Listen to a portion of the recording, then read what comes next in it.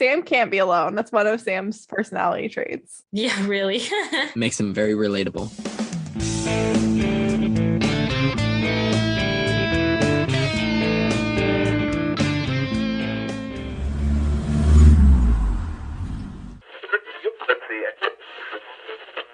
Hello, and welcome to Saving People Queering Things, the podcast where we talk about ghosts, road trips, and free will through every episode of the retro TV series Supernatural. Today, we are exploring Season 3, Episode 9, Malleus Maleficarum. Thank you. Through the theme of loyalty. I'm Sam. I'm here with fellow co-host Noah, and we are joined by recurring star KJ. Oh my gosh, star is a big word. No. That's hyperbole. Let's pretend I didn't learn how to say that from Riverdale. Oh my God, yes. Because that is absolutely where I learned how to say it.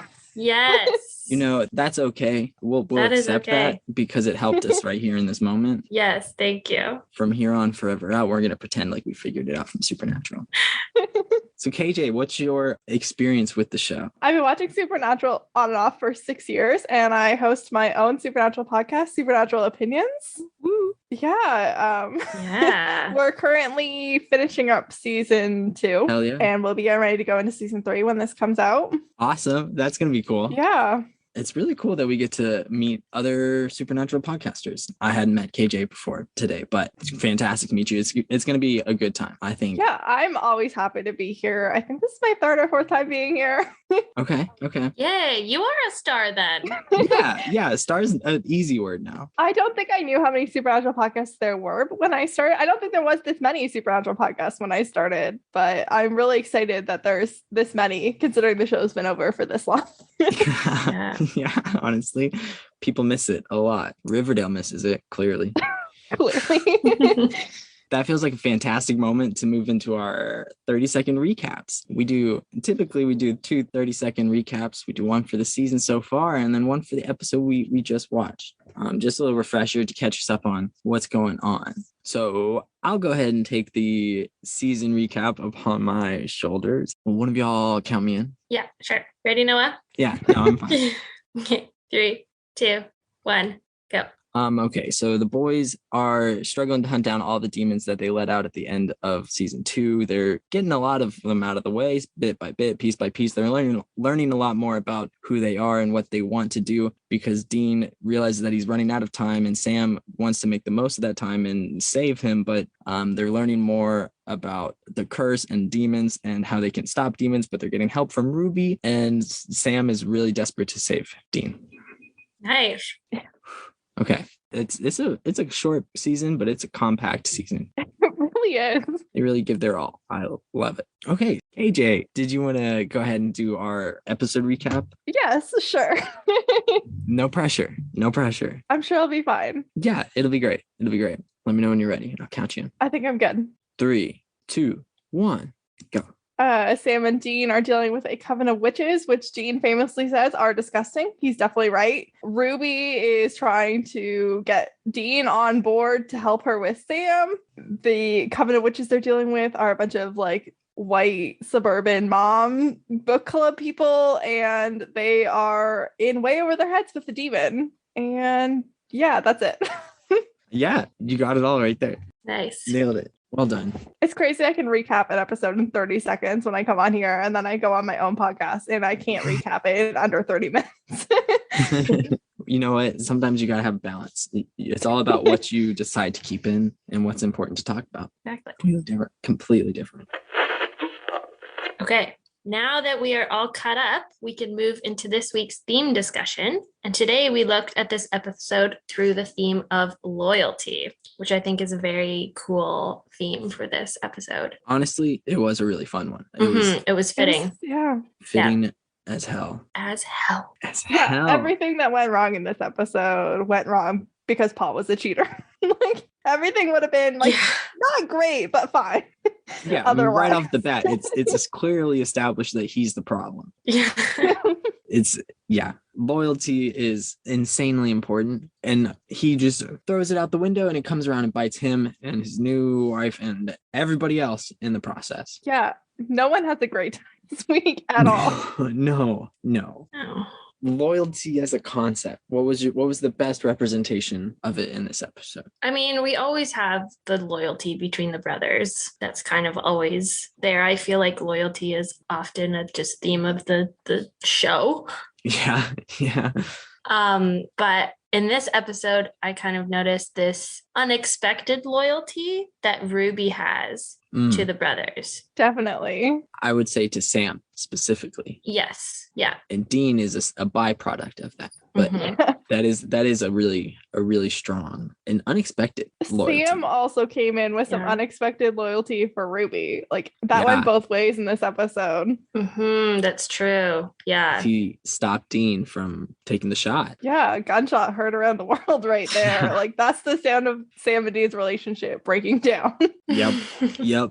If we're going to talk about their relationship breaking down, they had the first most honest conversation about Sam's plans past Dean in this episode, and that was really raw, and they handled that pretty well, I think. Yeah, it seems like they're kind of, both of them are past the like denial stage. And kind of accepting and trying to like be realistic about the future. Because at a certain point, they realize they have to make sure that Sam is okay, because he's still going to be there. But it hurts, that whole conversation. Yeah, that entire conversation was so much. Like it really, like Dean trying to push them to go through the motions of like, we're supposed to sit in the car and we're supposed to argue about what like life and death and what matters and what doesn't. And you're not doing that. And that it led to some honesty that I wasn't prepared for. Yeah. 100%. He said, I need to turn into you. Like the person that Dean would least want Sam to be like. The second. Yeah, I guess. John's number one. I did forget about John. Yeah, that's true. But he's more worried that he's going to turn into John, so it kind of blends into the same. Yeah. I mean, Sam already tried that when John died. So it's time for him to... Dean's dying now, so it's time to try on the Dean coat. Absolutely. On the opposite side of the spectrum, there was absolutely no loyalty shown from the book club gang of witches. Oh my god. Yeah, they what a were mess. Oh my god. They drove me crazy. Not only are they like in over their heads, which is annoying to me, but also like they asked for dumb things. They're dumb things. Like they sold their souls for the dumbest shit. Yeah. To make sure their book sells, to get a lower rate on their mortgage. Like, that's what you're going to use witchcraft for? Okay. Yeah, I like a free trip to Hawaii as much as any person, but it's not worth your eternal soul. No, really. If it was recurring once a year, maybe. It depends on how many years you've got. Guaranteed. A lower mortgage rate is really like... The financial market could change. It could change at any moment. Any moment. That lower mortgage rate could just happen all on its own. Yeah. And they just stab themselves in the back. Like bit by bit, piece by piece. Sam and Dean barely have to do anything. This would have cleaned itself up, honestly. Yeah. They said, let's all gang up and get our dues and pop each other off one by one. Like, okay, clearly they weren't going to go very far without any interference from the brothers. That demon was already infiltrated and would already be causing more havoc. Yeah. Although did the other members, the ones who were not demons, did they know that they were selling their souls? Or did they just think that they were like, well, I don't know. I feel like they thought it wasn't real at first. Yeah. So they did some chants, definitely started the process of selling their souls, not realizing the significance of the words. And then once it worked, they were like, oh, let's do that again, because they're already tempted by like the potential. And so then they forgot a little bit of the, is this real? They're just like, well, I mean, yeah, it's fine. I'm not actually selling my soul, or they're blind to that part or whatever. Yeah. And then at that point, you've killed like 3 people. It's too late. The scene with the guy eating the burger. Oh my god.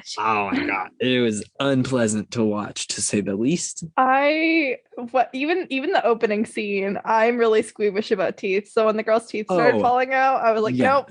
Oh god. Oh my gosh. Supernatural though loves to throw some maggots in a burger and call it a day. Like that's a go-to Supernatural. That's not the only time that happens. If Supernatural makes eating the most disgusting thing. I've never been more grossed out watching people eat on TV than Supernatural. Just get used to it now.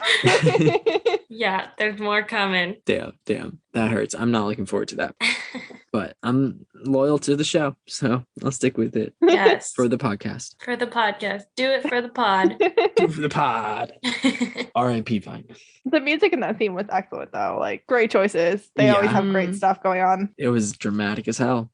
At first, I forgot what that guy did, and I was like, "Why is this like first his like wife or whatever?" And then like now this guy, and then I remembered what he did, and I was like, "Oh yeah, you just shouldn't have cheated." Like it's I don't know. Maybe it's me. It just doesn't seem that hard not to cheat. Just stay in your lane. And Yeah, Stay in your lane. it's an avoidable thing that you can do for yourself. 100% avoidable. Especially in the supernatural universe where your chances of dying go up so much the first time you cheat. Fair. Immediately all witches and ghosts have it out for you. So. You cheat and you're on a hit list immediately. Mm-hmm. An interesting display of loyalty I saw was when they were going through Amanda's house, I think, after she got killed by the other witches, and they find the rabbit, and Dean is heartbroken, and he expresses that classic. very clearly, his like loyalty to the animals. Like it was He's an really animal wholesome. lover. Yeah, Mhm. that was really cute. Yeah. A good thing to see him still holding on to his humanity Mhm. as he's being told that he's going to lose it at some point. Yeah. And as Sam That's is a good becoming point. less and less concerned with his. Yep. Yeah. It's nice to see one brother hang in. Only one brother can hang in there at a time. So it's Dean's turn. They just take turns. Dad said it's my turn to be okay. To be fair, when Dean made that demon deal, he lasted like 2 days. And Sam's, 6 months into like a 12-month like deadline. Yeah. Yeah. I don't remember what exactly the timeline is, but we're like more than halfway through the season. So Yeah, I feel Yeah. like there's 5 Gotta months left. Give or take. wild. Any other thoughts on loyalty? Ruby and Tammy. Yeah, that was the other Oh, yeah. display of loyalty, which we'll also talk about later in Gaydar. It was a little bit. Oh yeah, and Mm. I wrote that in my game section also. Yes. But Tammy mentioned, I think it's Tammy mentions that there's a new leader, a real leader rising, and Yeah. I don't know if you guys are caught up on Driver Picks the Pod or not, but Jamie had this whole like thing that she would have wanted Supernatural to do if Supernatural was cooler. Where Ava won the season 2 like special Okay. children Hunger Games, and then like Sam and Ava like opposing armied it out during season 3, and like that would have been so cool. And I Oh was my like, gosh. wow, this Damn. new leader could have been Ava. That could have been so cool. Oh, that would Missed have been better. opportunity. Damn. That would have been powerful. Everybody's got to figure out where their loyalties lie in terms of this new leader versus, I guess, Sam. Yeah. Yeah. Those seem to be the options presented to us so far. Mhm. It's getting real draw lines in the sand territory. Yeah. Ruby makes her side pretty clear in this. Yeah. She disguises her loyalty, Yeah. but in the end is with Sam and Dean. Yeah. And it comes through. Also, I just thought of this now that she, when Dean asks her, like, why do you even want us to win? Like, shouldn't you be on the side of the demons? And she says she remembers what it's like to be human. She kind of has this like loyalty to her past human self to like want. Interesting, And we yeah. kind of, spoiler alert, we kind of see that with her going forward too, with this like kind of battle between being like loyal to the good side and loyal to the bad side. And it's that interesting that struggle. like that's her angle with Dean, even though she like immediately tells Dean that the loyalty she's built with Sam is based completely on a lie. She tells Dean she lied to Sam. She straight up tells him, Yeah. but it's because she understands that he wants to protect Sam ultimately. That's why he Mhm. did what he did, and that's why he's committed to filling that out. So she's banking on his committedness to Sam to trust her enough that she'll tell him the actual truth, which is Yeah, she's appealing to his loyalty yeah. to Sam. Yeah, she's revealing her true loyalty to Sam, Mm. appealing to his loyalty to Sam, and taking away his hope at the exact same time, which hurts. Yeah. I really like Ruby as a character, though. She's very complex. Me too. Yes. I barely remember season 3 Ruby, but this was a nice little like trip for me to like reacquaint myself. I felt like this was a good one. It's a strong one, Mhm. It Keep is. coming back It's to a Ruby. strong one for Ruby. for sure. This is the most she's been featured in an episode, I think, since she made the cult with Bobby. Hmm. I can't remember, but killed it. killed it. That whole scene on the highway trying to get them to leave, or trying to get Sam to leave. Yeah. Yes. Which was also her and Dean's first introduction, which was crazy. Like I did not realize that they had not actually met. Yeah. That's really, I forgot that they hadn't met before then. He immediately pulls the Colt on her. He's like, get the fuck out of my face. I'm done. Yeah. So aggressive. Oh, okay, bud. He doesn't have loyalty to her. Sam has enough loyalty to her that he stops Dean, but yeah, that fight, it's really the start of some bad things for their relationship. Yeah, honestly, that's gotta hurt too, like for Dean. Like to have Sam pick anyone over him is gonna hurt, but like have Sam pick a demon over him that's a big ouch. Yeah. And I'm sure that he also like feels like he needs to protect Sam and get him on the right path even more than he did before, because he knows he's gonna be leaving. He's like has this older brother instinct and is like, no, don't get involved with this demon and then I'm gonna leave and it's gonna be a disaster. What I would say to my brother. It feels obvious from this point of view, but Sam clearly sees something there. Yeah. But I think Sam's also trying to protect himself. Yeah, Sam can't be alone. That's one of Sam's personality traits. Yeah, really. Makes him very relatable. I think he proved that back in season 1, like when Jess died, like he immediately dropped everything in his life to follow Dean around. Like, couldn't just like, he said, oh, that's a good constant. Then, rebuild his own life in California. And then he splits off from Dean like twice, like runs away. So it's like, okay, but he can't go anywhere. He never gets that far. True. He's he like tries. the kid who packs everything up and then like goes and hides out in the backyard with a sandwich. Yeah. I'm running away, but I couldn't get the back gate open, so I'm just gonna sit out here and chill for a while. Don't worry. Yeah. Let me be. I'll be back at the table when dinner's ready. I think that is an interesting pattern though with Sam is when he is alone or when he like loses someone who's so important to him, he kind of goes into this like shut everything off, shut all my emotions off mode, which is what he seems to be doing already right now. Yeah, as he's preparing to lose Dean, he's like, okay, gotta like shut the emotions and the sensitivity down and just do what I have to do. Even if that means he's might be being a little reckless. That's always been the scariest thing about Sam to me, because Dean and Sam both have anger issues, but when Dean's angry, he gets loud, and when Sam's angry, he gets quiet, and you don't know when it's coming. Like he gets scary. He gets quiet and then he walks into a room and like shoots 3 demons, no hesitation. He's like, okay, he explodes. Whereas Dean is like a loudness and then he cools off and it's good. Sam, he'll like simmer with the anger, and then just when Dean's in the cool down phase, that's when Sam's angry. Dean's gotten over it and he's like, okay, hey, I've said my piece, we're good. And Sam's like, don't even get me started. Rough. It's rough. Yeah, Dean very much has his like feelings and everything he shows them very externally, whereas Sam is so internal with his feelings that he just suppresses them until they come exploding out. Not a good move. Not so much. No. I mean, neither of them deal with their trauma very well, but we already know that. Yeah.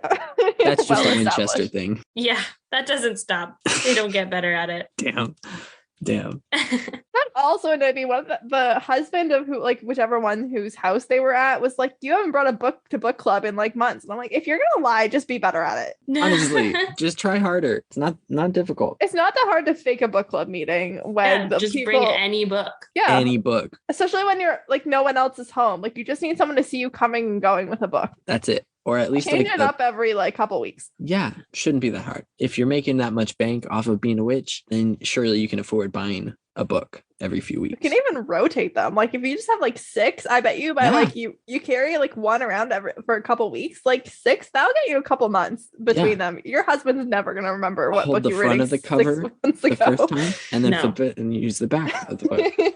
You got a whole year right there. There you go. Was there any other good examples of loyalty that y'all noticed in the episode? I don't think so. Like Ruby saving Dean, but like we said, like she pretty much just did that for Sam. Like that was to prove to Sam and like kind of get her foot in the door with Dean. Yeah. Because he was ready, take her down, but Mhm. When he was at his darkest in the episode, she saved his ass.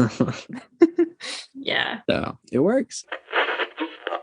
Well, then now we can move into our going meta section, a really fun section where we are tracking lore, the Bechdel test, pop culture, and more. So much more. Yay. Woohoo. Right. Okay. So Bechdel test. It does. Honestly, pass for yeah. once. There was a lot of women in this particular Yeah. episode. Yeah. Yep. I The mean, book club Yeah, the book talks club. about non-man related things. And we got a lot of names. Sometimes the names are hard. Yeah. Yeah. Yeah. the names are tough to keep track of sometimes, but yes, many women in this episode. Yeah. Very exciting. Plus we had Ruby and Tammy. Like Ruby and Tammy like had a good long chat there in the middle of the fight. some of it about the boys, but not all of it. Yeah. It was solid. It was solid. Congratulations, Supernatural. You passed once, twice, maybe Yay. out of 9 episodes so far. It's so Finally. bad. You hit the bare minimum. Well done. Not even. The bare minimum in this episode. Yeah, in this episode.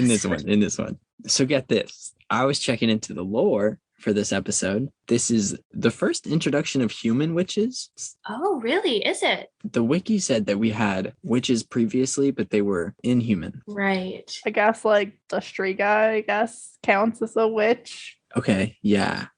Stuff like that. Mm. Like more monstery witches. Yeah. Mhm. Yeah. Now when we say witch, like 99% of the time, they're gonna mean like this type of witch. Yeah. Now that Right, they've yeah. established Ruby as a witch, prior witch, Mhm. they definitely have some established lore there. Mm. It's also important to note, we did earlier, that this is the first time Ruby and Dean meet. That seems to be a significant connection that will be needed going forward. Yes. Yeah, definitely. For sure. Something she reveals in their last conversation of the episode is another reference to demons not referring to Lucifer as the devil, because she walks up and he says something like, "Speak of the devil," or something like that. And she says, "I don't believe in the devil." She Mhm. believes in, Yeah, that was a shock to hear from a demon. right? Yeah, that was interesting. Counterintuitive, demon wise. Well, because Yeah. just a few episodes ago, she clarifies that the devil is a human word. She says that's your word, not ours. Hmm. And so they refer to him as they're a god, right? Like they don't see him as the devil. He's not the antithesis of their hope. Hmm. Yeah. Fascinating. Every chance we get to look at demon politics is so cool. And there are a lot of them. Yeah. A lot of demon politics. So excited to see more. Ruby also said that she lived back when the plague was big, which like feels Yeah. like very medieval-y times. Mm. Yeah. Okay. Do they ever go back? I know they time travel. How far back do they go? They don't go back I medieval. feel like that's pretty far back. Like that's a No. couple centuries. No, I don't think they ever go Okay. back that No. far. That Okay. feels too far. I feel Yeah. like Sam and Dean wouldn't do well in that time. Was there anything else lore related that y'all noticed in this episode? This might just be a thing, and it might just be because like the gun is like Ruby, like, and Bobby fixed it, but like I'm pretty sure Tammy stopped a bullet, and I feel Yeah. like Azazel might have liked to have known that you could do that. Mm. Is that just like a new cult thing? Because Yeah. I I haven't seen that before. That's true. I didn't notice that. He shot it and she just Yeah. magnetoed that Yeah. shit. Yeah. know a demon with yellow eyes who would have liked to have known that trick. Oh yeah, Mhm. significantly. He would have very much appreciated that. I think when Ruby stops them on the road, she says the demon that they're with is something you're not prepared for. They're way more powerful. That's definitely a lot more powerful I than guess. shit they've seen before. So, Mhm. but if she was so powerful, why wasn't she doing all the stuff that the yellow-eyed demon was doing? Right? Like she could have gone further than he could have. Interesting. Mm. Oh, the one other thing, lore related, whenever Tammy's about to end Ruby or thinks she's about to, she mentions something about like where you're headed. It's like worse, worse than hell. She mentions. So is there a demon Oh, afterlife? yeah. Like, Yeah, that was phrasing. That was phrasing that happened. right? Yeah. Well, it's going to be spoilers. Okay. Yeah. But they get into that. Yeah. Okay, cool. They do. Fine. Give it like 14. Not 14 because we're on season 3, but Yeah. like Give it a while, but a while. They Don't get expect to answers. it. anytime soon. Yeah. I feel like they forget about it for a while and then like, oh yeah, we should explain this. Yeah. Okay, They get there. perfect. This also might just have been me, but the demon knife looked weird to me. I think it might just be that it's like the first season that they had the demon knife. I feel like they might have refined it at some point. Yeah, maybe. It looked really big. It's only been like 2 or 3 episodes so far. It looked large, and I feel like they might have made it smaller at some point.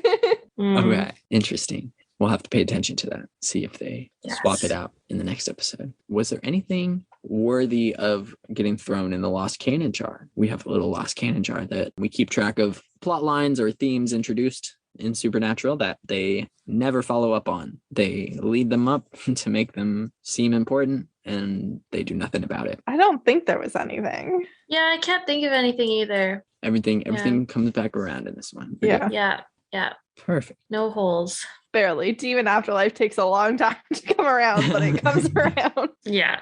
They get there eventually. Slowly get there. Okay. Pop culture. Okay. There's quite a bit in here. Mm-hmm. Honestly, there was a lot. My favorite was probably the Martha Stewart reference. That was Yes. Yes. a pretty fun one. Yes. That was good. Oh, actually, I just remembered my favorite reference in this episode. It wasn't Martha Stewart. I'm sorry. It was Survivor. They referenced Survivor in this episode. Oh, yeah. yes. I noticed that They too. said that's what happens to witches who get voted off the island. I was like, hey, that's my shit. I love that Yes. shit. It's so good. Yes. No, I really enjoyed Agents Bachman and Turner. I thought that Yeah. was very fun. Their music releases are so obvious, but they still bring joy. So I guess it's fine. We can pretend that no one else in Supernatural listens to music. It's interesting that more people don't pick up on some of them, right? Like there's nobody out there who catches some of these. Okay. Interesting. They barely get called out for. Okay. I'm looking forward to some good ones. There's a Magnum PI reference I think that Ruby uses when she's congratulating one of the brothers for figuring something out. They call him Magnum, or maybe it's when they're interviewing one of the witches. I don't remember. I feel like I vaguely remember that, and I just didn't write it down for any reason. Fair. Dean, I think it was Dean. All I wrote on my little note is Blair bitch. I'm just assuming it's Dean because that's what Dean would say. But that's obviously a Blair Witch reference. Yep, that was good. KJ, do you want to talk about the title of the episode that I can't pronounce? Yeah, And you do so well. Yeah, so the title of the episode is Malleus Maleficarum, which is obviously Latin for something. It's Latin for hammer of the wicked, or commonly mistranslated as hammer of the witches, which is the title of a 15th century treatise that was mostly just used as propaganda to hunt witches down. People accused of witchcraft, not even just, but yeah, not a great Specifically women accused Yeah. of witchcraft. 100%. It was recently introduced in the latest season 6 of Riverdale.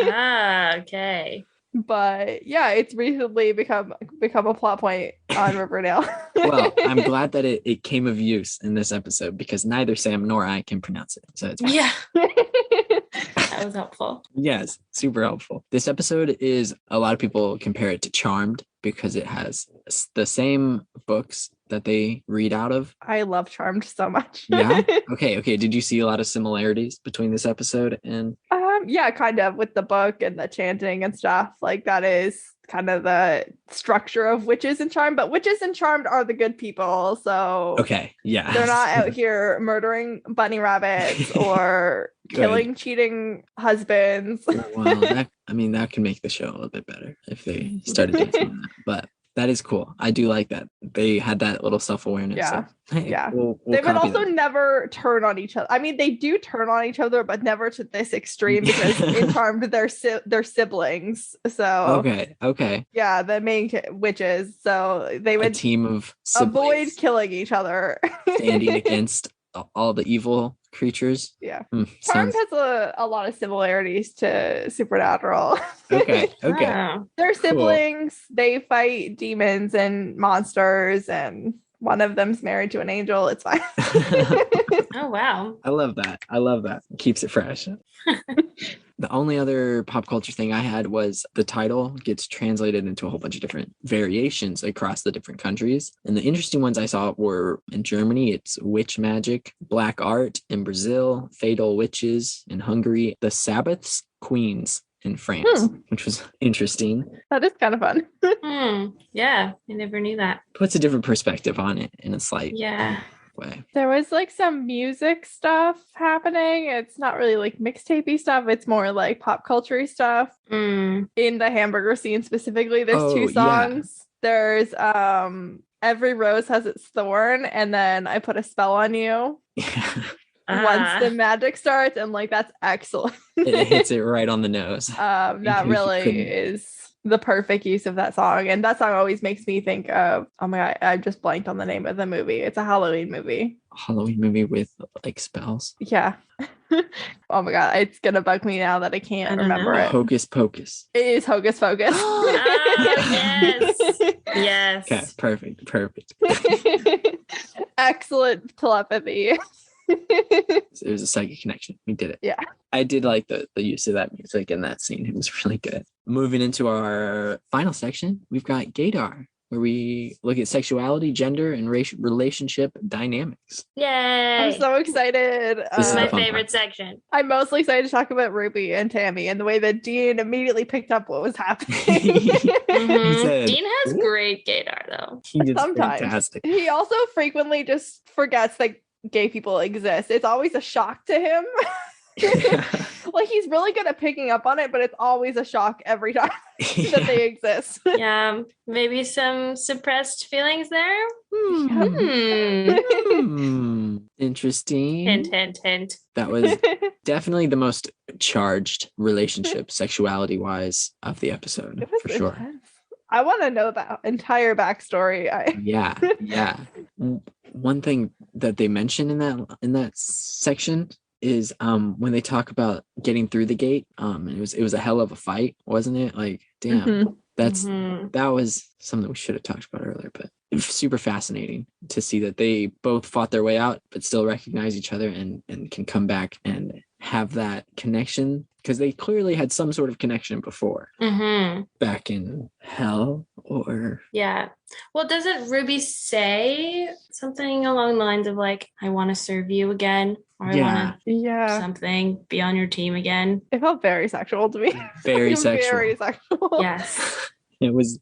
Dean was sitting there and the whole time his face did a thing. Oh yeah, a significant thing. It went from, wow, she's trying to sell us out, to, wow, she's trying to get some? What? Yeah. What's going on?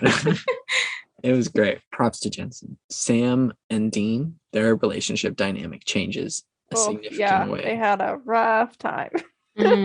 Because Dean doesn't have the older brother status anymore necessarily. Like, this episode kind of feels like Sam is taking it from him. He's sticking up for himself. Yeah, he's trying to take it upon himself.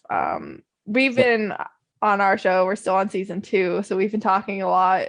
We just, got done with the big secret of if you can't save Sam, you have to kill him. And Dean worrying so much about Sam maintaining his morality and stuff, and that really, I feel like, came back hard in this episode. Hell yeah. Where Dean's like, you're getting less and less worried about killing people. Like, you're not thinking about it enough, you're not worrying about it enough, and I'm getting concerned. Just a bit. A little bit. But he really gets upfront with him, and he puts all his cards on the table for the first time, and Sam realizes that and kind of settles and is like, well, logically this makes the most sense. And Dean's like, well, shit, I guess you're right.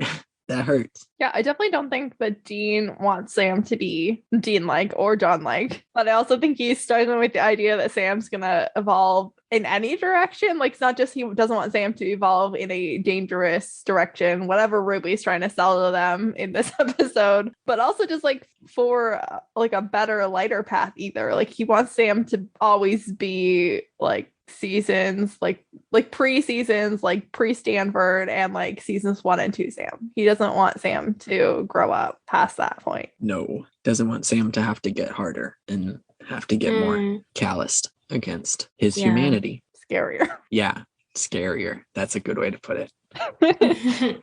Yeah. And then there's Ruby telling Dean that like that's what needs to happen. Yeah, she really comes at him and agrees with all the stuff that he's already made decisions about, reaffirms all of that. Yeah. Which isn't a great sign going towards the end of the season. Yeah. Not a great sign. No, not so much. Did you guys have anything else significant with sexuality? No, I don't think so. Yeah, I don't think so either. Okay. Oh, okay. Well, wait. The one relationship dynamic that does change is Dean's relationship with his fate, with his deal that he made, because at this point his hope is taken away by Ruby. And so he's kind of more at peace with it until she tells him that they'll break him at some point and that he's gonna be a demon at some point. Yeah, I don't know. I feel like that might have also been news too. That was the fate that was awaiting Dean, like just beyond they hinted at it before, hell, like because he's going to hell, and then they found out pretty recently that demons are repurposed human souls. Yeah. So that's pretty fresh. Which was a shock. Yeah. Yeah. The fact so that he must have been thinking about that. He's definitely concerned because he's got these skills here and now. So he's gonna be a great demon if he can. Yeah. That's kind of like the whole thing with like Tammy and like these witches in this episode where it's like how much did they really agree to versus how much like was manipulated versus like Dean made that demon deal in a moment of desperation and he did not realize he knew a lot more than most people know going into a demon deal and he still did not know that he was probably going to end up being a demon eventually. Like that was not spelled out by anyone at any point. How crazy would that be? A demon Dean in the year 2592 coming out and doing some whack ass shit in the future. That'd be so cool. Maybe we'll get there. You never know. Supernatural goes crazy. Anytime we can make them not heroic is a fun time, I feel like. But honestly, it opens up a whole new door, a whole new realm of possibilities. I think Supernatural's a little afraid to do it sometimes. Yeah, because the CW has issues making their heroes anti-heroes for sure. Yeah, not a lot of queer stuff going on in this episode. No, I mean there was that one moment. It was so just strong. That one very strong. There was nothing else to say on it. There was no time for anything else. We got something though. Yeah, got something. I think this will be a thing that you reference back to later, like in season 4. There's a scene I'm thinking of that I think will be like a parallel to this episode. But okay. But that's for next season. Well, next season. We got some time. Ugh, it's going so slow. So let's do our episode mixtape, where we each bring some songs that we kind of get a same vibes as this episode, or that reminds you of this episode. Yeah, I picked one that was in another show about witchcraft. I picked A Little Bit Wicked by Valerie Broussard, which was featured on The Chilling Adventures of Sabrina, a show about witches that I didn't watch. Right. Perfect. Okay, I'm gonna have to give that one a check. I picked one just based off of vibes, not necessarily off of stuff that has to do with the episode, more leaning into the Sam and Dean side of their relationship and whatnot. It's called Who's Gonna Love Me, parentheses, When I'm Not Young, by Armors and Olin. It's a lot of fun. Well, I'm just going to call it because I don't have any for this week, and I will be more prepared next time. That's okay. No worries. Well, that's a good time to move into our blessings category. KJ, this little section we have that we just take a second to bless someone that we connected with in the episode and something that they did and bring them a little bit of notice for it. So if you had to pick someone in the episode to bless this week, who would you pick? My blessings will always go to Sam. He's my little baby and he's just got so much on his plate right now. Yeah. Dean's soul and Ruby and whatever Ruby wants him to become and whoever Ruby wants him to be against, and he's just got problems. Yeah, he's got so many problems this episode. It's not good. He needs all the blessings he can get. I like it. Well, I'll do the exact opposite, and I'll bless Dean. Surprise. He is going through a lot this episode as well, dealing with the fact that his brother's turning out just like him and trying to fight that while still be there for him while still dying in 5 months. And it's a disaster, and he needs to get his shit together a little bit more. So I'm gonna bless him and hope that he does that and steps it up a little bit more and figures out how he wants to go moving forward. So yeah, Dean. Poor boys. Honestly, they've been going through it. It's not done yet. Great. And is there anything before we close out? Any other comments or thoughts? I don't think so. It's pretty solid. Oh, okay, wait, actually, no. Okay. The one joke that I did not enjoy in this episode that I didn't want to give any amount of time to, but just enough to say that it's shit. When Ruby and Dean are leaving after she saves his ass, Right. separating, they mention short bus. Stupid, messed up joke. Sign of cruel people and judgmental people. Was not a fan of that one. Just want that on the record. That was some very severe ableist language happening. Severe. It's not enjoyable in the slightest. Agreed. Thank you for pointing that out. Yeah. And unnecessary. Like unnecessary. Ruby's like way older than Vehicles. So like that's not even like a relevant like joke to her existence. No. Yeah. There was no reason for it. No. Disappointing and frustrating. Yeah. Do not support. Not in the slightest. But okay, now we can end the episode. Thank you for that, Noah. Of course. All right. Hey, KJ, thank you so much for coming on. This has been such a blast, honestly. Yes. Thank you for having me. It's always fun to be here. Yeah, you're definitely going to come back for more. Absolutely. Yes.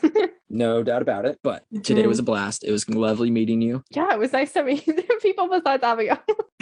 Honestly, yeah, it's cool. It's cool. Now we've expanded, and now you've met the whole crew. Did you meet Elena? Yeah. Okay, perfect. Great. Met the whole team.